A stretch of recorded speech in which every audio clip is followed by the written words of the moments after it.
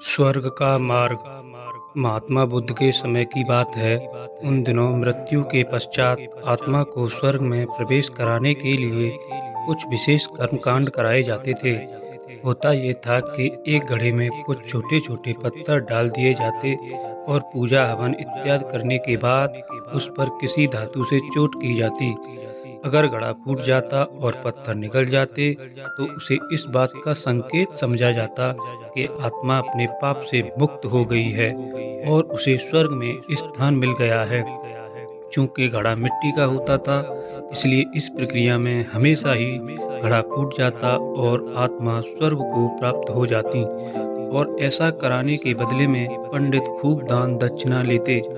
अपने पिता की मृत्यु के बाद एक युवक ने सोचा क्यों न आत्मा शुद्धि के लिए महात्मा बुद्ध की मदद ली जाए।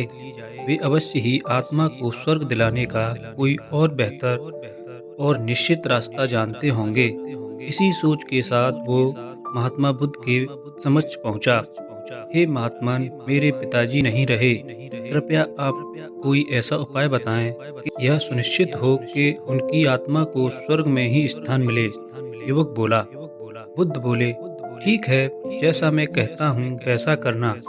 तुम उन पंडितों से 2 घड़े लेकर आना, एक में पत्थर और दूसरे में घी भर देना। दोनों घड़ों को नदी पर ले जाना और उन्हें इतना डुबोना कि बस उनका ऊपरी भाग ही दिखे। उसके बाद पंडितों ने जो मंत्र तुम्हें सिखाए हैं उन्हें जोर जोर से बोलना और अंत में धातु से बनी हथौड़ी से उन पर नीचे से चोट करना। और ये सब करने के बाद मुझे बताना कि क्या देखा। युवक बहुत खुश था।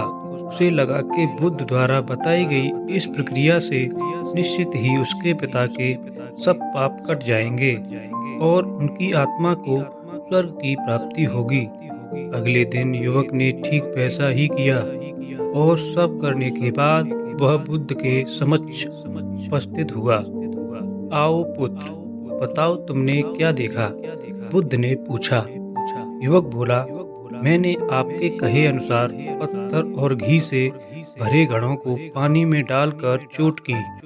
जैसे ही मैंने पत्थर वाले घड़े पर प्रहार किया, घड़ा टूट गया और पत्थर पानी में डूब गए। उसके बाद मैंने घी वाले घड़े पर वार किया, वह घड़ा भी तत्काल फूट गया और घी नदी के बहाव की दिशा में बहने लगा। बुद्ध बोले, ठीक है, अब जाओ और उन पंडितों से कहो कि कोई ऐसी पूजा यज्ञ इत्यादि के करें कि वे पत्थर पानी के ऊपर तैरने लगें और घी नदी की सतह पर जाकर बैठ जाए। युवक हैरान होते हुए बोला, आप कैसी बात करते हैं? पंडित चाहे कितनी भी पूजा कर ले, पत्थर कभी पानी पे नहीं तैर सकता और घी कभी नदी की सतह पर जाकर नहीं बैठ सकता। बुद्ध बोले, बिल्कुल सही और ठीक ऐसा ही तुम्हारे पिताजी के साथ है।